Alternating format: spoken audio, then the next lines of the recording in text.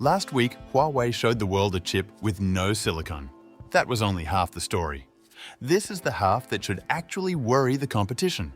Huawei just stood on a stage in Shanghai and told the entire chip industry that the rule it has lived by for 60 years is finished. No more shrinking transistors, no more chasing smaller. And the part that should unsettle every engineer at TSMC and Intel is not the announcement itself. It is that Huawei claims it has already mass-produced hundreds of chips this new way, without a single one of the extreme ultraviolet machines it has been banned from buying.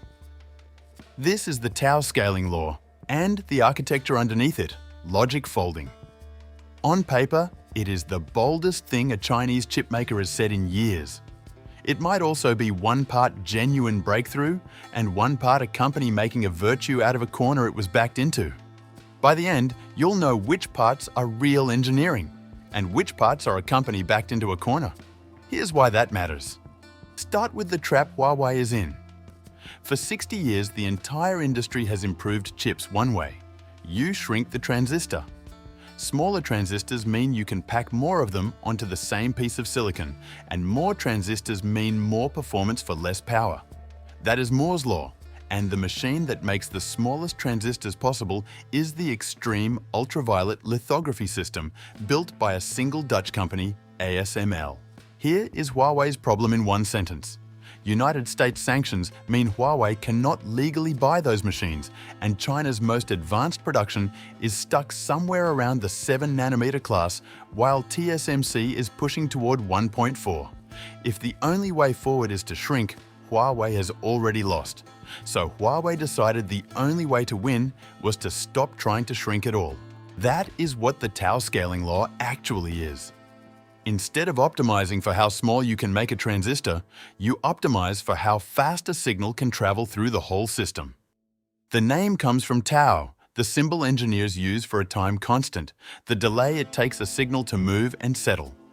Huawei's argument, delivered in a keynote by the head of its chip business, He Tingbo, is that the industry has been measuring the wrong thing for decades. The question stops being how small and becomes how fast. Shrink the time, not the transistor. And if that sounds like clever wordplay, here is where it stops being words. The practical engine behind it is called logic folding. Picture a normal chip as a single flat floor, with all the transistors and wiring spread out across it. Some signals have to travel a long way from one side to the other, and every extra micron of wire adds delay, adds resistance, and wastes power. Logic folding takes that flat floor and folds the circuits up into vertical layers, stacking logic directly on top of logic. Suddenly, two parts that used to sit far apart are sitting almost on top of each other, and the signal between them travels a fraction of the distance. Shorter wires mean less delay, less power, and more effective density, without shrinking a single transistor. If you follow chips, this will sound familiar, because Intel already stacks chips with a technology called Foveros, and TSMC does its own version. But Huawei is claiming something more aggressive than stacking separate chips on top of each other. It says it is folding the logic itself at a pitch as tight as 1.5 microns in actual production. And here come the numbers Huawei put on the table. The company claims logic folding delivers a 55% jump in transistor density. It claims it has already designed and mass-produced 381 chips over the past 6 years moving toward this approach. And it says the first commercial product to fully adopt logic folding will be the Kirin processor inside its flagship Mate 90 phones, launching this autumn. Then comes the line that made the industry sit up. Huawei says that by 2031, the high-end chips it designs under the Tau scaling law will reach transistor density equivalent to a 1.4 nanometer process. That is the same class of chip the most advanced fabs on Earth are racing toward right now. Now let me be honest with you, because this is exactly where hype videos stop and the real analysis begins. Almost everything I just told you is a Huawei claim, made at a conference, not an independent measurement of a shipping product. That distinction is everything. A keynote slide is not a benchmark. And read that 2031 target again carefully. TSMC plans to begin mass production of its own 1.4 nanometer node in 2028. So Huawei is not promising to leap ahead. It is promising to match where the leaders already plan to be 3 full years after they get there. This is a catch-up roadmap wearing the language of a revolution, and the engineering risks are very real.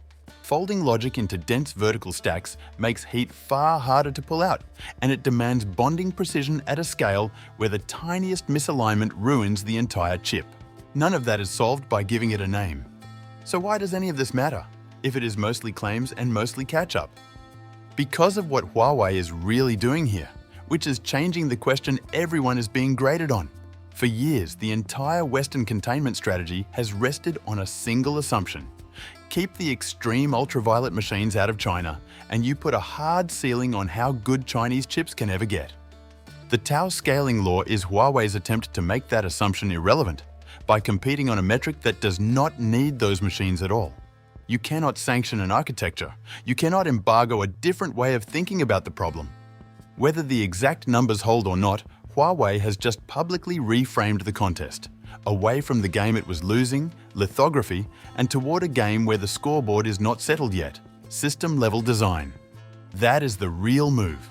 And the fact that Huawei announced this as the first semiconductor scaling principle ever proposed by a Chinese company tells you it was never only an engineering pitch. It was a flag planted in the ground. Will it actually work? Honestly, nobody outside Huawei's own labs knows yet, and anyone who tells you they are certain is guessing. The first real test arrives this autumn, when the Mate 90 ships and independent teardown engineers finally get to measure whether logic folding does what the slides promised. Until then, treat the 55% and that 1.4 nanometer headline as ambitions, not as facts. So here is what nobody noticed. Nobody noticed that Huawei's biggest announcement in years contained almost no new transistor at all because the entire point was to stop competing on transistors. And nobody noticed that the most important number Huawei said out loud was not 55%, and it was not 1.4 nanometer. It was 381. Because if Huawei really has been quietly mass-producing chips this way for 6 years already, then the keynote in Shanghai was never the start of the experiment. It was the moment they finally admitted it had already been running. If this story gave you a new way to see the chip war, subscribe now. Because we track the moves that don't make the headlines, the shifts that rewrite global power before the mainstream catches on. Before you go, here is the part of this story most channels will never connect for you. Everything you just heard about logic folding is only one move on a much bigger board. The other move is that chip Huawei built with no silicon in it at all, a processor made from a material 3 atoms thick, running an instruction set no government on Earth can switch off. On their own, each one looks like a single headline. Put them side by side and the real strategy comes into focus. 2 completely different escape routes around the same blockade, both being built at the same time. I broke that no silicon chip down in full in the video on screen right now, and it is the natural next watch if you want the complete picture of what Huawei is actually doing. Then, keep your eyes on this autumn when the Mate 90 ships and we finally find out whether any of this survives contact with reality. I will be right here the moment it does.